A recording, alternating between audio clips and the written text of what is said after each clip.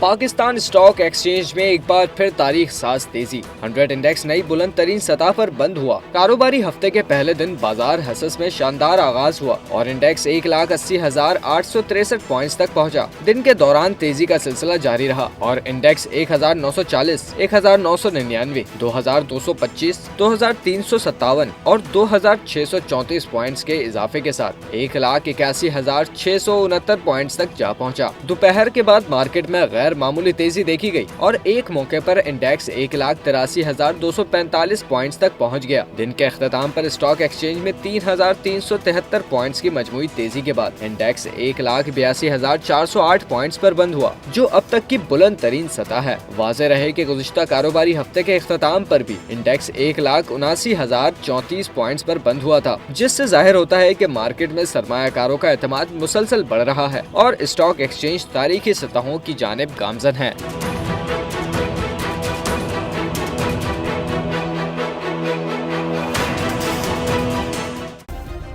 Subscribe करें और bell दबाएं ताकि कोई खबर रह न जाए।